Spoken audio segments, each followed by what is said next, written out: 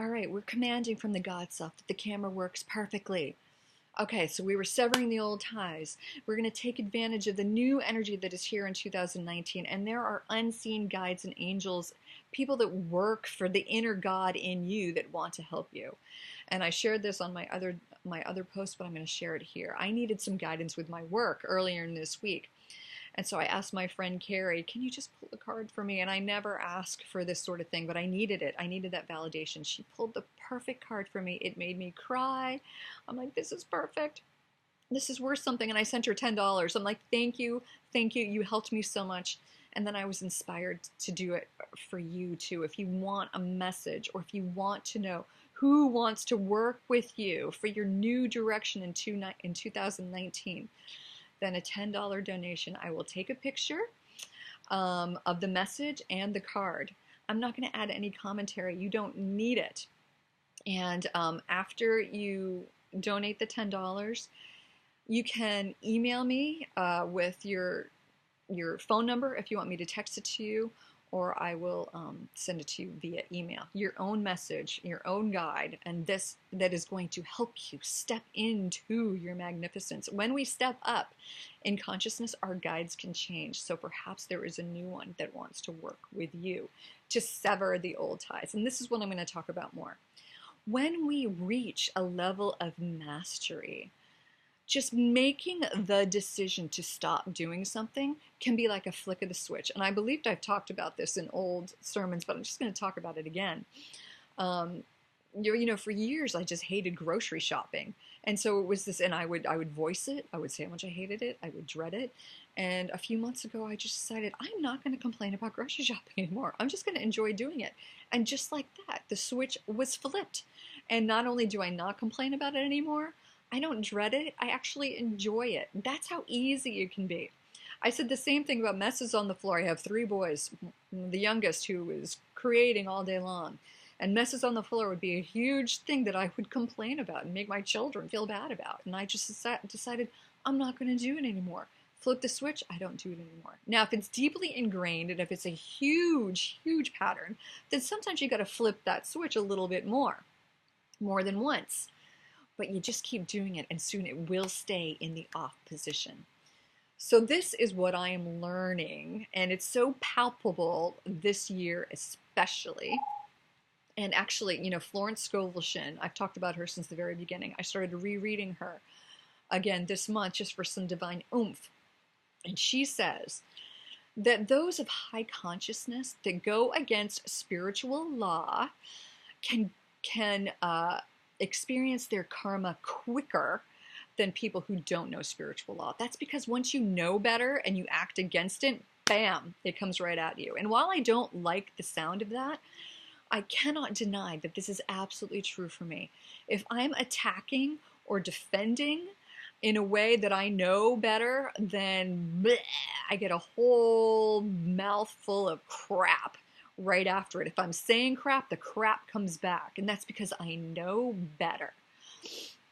So it really is about coming from a place of divine neutrality, not having to complain about anything, not have to defend anything, not to fight for anything, and not to protect yourself against anything. So this demands from us a huge level of faith and trust. And every time we're scouring down a layer of crap, then the faith and the trust comes brighter, comes newer, comes stronger. So it's going to be an ebb and flow like everything else. We're going to have days of expansion and days of contraction. The days of contraction are the days we go inward and we rewrite the divine mind. I don't care what's going on in our heads. At any time we can rewrite it, which is why I talk about the affirmations. On the days I am feeling like crap inside, outside, I get into a little ball and I affirm my ass off. Because even if I'm not feeling the truth, I know the truth. And this is like the scouring brush. So I use those affirmations of truth to scour it all off of me. And the next day I come back brighter than ever before. This is our work right now. To affirm, no matter what, whether we like what's in front of us or not, we affirm the God in it. So I'm going to give you some examples. This is a perfect example. and a huge trigger for me right now. And it's going to get a little personal, but I'm surrounding the people I'm talking about with divine love, knowing the wisdom in all of it. And I thank you for these opportunities to pressurize me into a diamond consciousness. But as I've said, my father-in-law died back in October. I need a drink. Hold on a minute. And, you know, on top of the grieving of all that and everything that's had to be reworked, he's inherited his mother, who, I love you, Mama. She has a, how can I say this in a divine way?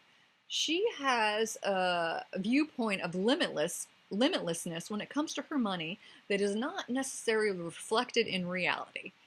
And this had been a pattern in her marriage. And anyway, I'm just going to say it's been a huge battle for my husband and my mother-in-law, getting her to just, he's had to, you know, get everything, all her finances in order and everything like that, make sure she's covered. And she continues to go over and above what they talk about. And so it would be so easy to villainize her and say, I can't believe she's doing this to him, and look how mad she's making him. And it'd be so easy to say that she's the villain, to hold judgment against her. But instead of doing that, I mean, it really would be so easy. It's so tempting even for human nature to villainize someone and to have judgment against it. Instead, I honor her for her limitlessness, because I do believe in the limitlessness. It has to come from a place of divine wisdom, which I know she has in her. So whenever something happens, and it happens at least once a week, that really just sticks in my husband's craw, we call in the law of forgiveness, and we affirm the God in it. We ask that God express Himself perfectly through my divine mother-in-law. We ask that God express Himself fully through my husband and through this situation. So we affirm that it is divinely orchestrated. Instead of getting wrapped up in the drama, which is so tempting, so luring, and even a little bit, it's addicting, you know? It really is sort of addicting to judge and villainize. And it's just so tempting. And sometimes it feels so yummy. But no, we have to rein that in and say, and so we do have to take the deep breath. I talked about this on a sermon, past sermon, that before we react, because the human nature is going to want to react in a certain way, we stand back, take a deep breath, and we ask to see it from the higher view. There we go. There we go again. So you know what? It seems to do it around 7:40. I'm gonna pause this, and then I'm just gonna do one quick video to wrap this up, because I seriously just can't stand this. All right, 3 parts. Oh, no. Okay, there we go. There we go. I am going to wrap this up, though. So we have to be neutral. So it's not being a doormat. So if you're not going to react to something, it's not saying you're allowing it. But instead of reacting out there, how could you? And you're doing this to me, and I have to protect myself from me because you don't know what you're doing. That is like spiritual superiority, which I operated from long enough. Like, I know better. And let me tell you how to do it. No. We let the world do as it will. And we affirm quietly, silently, that it is perfect and precious. There's so much more I could say about all this. But we are in a space right now that we can just say, I am safe. So if my husband is having a conversation about something I don't want to talk about, I let him talk. And the reason I don't want to talk about it is because my human doesn't feel safe. I use that divine word, use that divine authority to quietly, silently affirm we are in a safe space. Do that for yourself. I'm in a safe space. Do it whenever you feel threatened, unsafe. Command your safety, because with your command, it is there. So I silently command we're in a safe space. And I look at my husband as he's talking, and I affirm that God is expressing itself through him. I affirm that God is in this, that is all divinely orchestrated. I command the divine solutions and the divine resolutions, and I do it all quietly. But once you get to that higher place, you know you cannot react, because when you do react, then you get the fistful of crap. So when crap comes out, crap comes back. And this takes discipline of the mind. When we do fall, because we will fall, then immediately rein it in as quickly as you can with the law of forgiveness. okay, I see where I messed up. I'm going to call in the law of forgiveness and neutralize this, dissolve any residue, and I ask for this to be recreated according to the divine. This is divine neutrality. If we fall, we can instantly neutralize it. For me, though, and yesterday was a perfect example, I'm reacting, then neutralizing, reacting, then neutralizing, and it leads for chaotic energy. So yesterday I'm like, well, I can see the places where I'm still reacting. And I'm just going to decide that I'm not going to react anymore. And I felt this tremendous sense of freedom, like, oh, I can't be offended anymore. I'm not allowed to yell anymore. I'm not allowed to judge. I'm not allowed to force my personal will on anybody. Oh my God. So all these choices of reacting are taken away from me. And it seems like that would be the opposite of freedom, but no, there's tremendous freedom there, because when you are not reacting, when you are not judging, when you are not using up precious, precious, precious energy, then that God self that can come through unfettered. And this is where we will live permanently. And I have been feeling it more and more and more these past few months. And now I know this next step to just be unoffendable. So I can react, and then I can call in the law of forgiveness, which is good, or I can just stop myself and not react. So this is where I am right now, this place of I'm going to let the world do as it will, silently affirming the God in everything, and that is becoming unflappable. And when we don't react, instead silently affirm, silently, we don't have to do it out loud. If we need to do it out loud, then we do it out loud, but we can just do it in whatever situation we're in. If someone is talking to you about something you don't like, say you're safe first. Give yourself that safety. Affirm that God is expressing through that person. Affirm that God is in this situation and that divine solutions will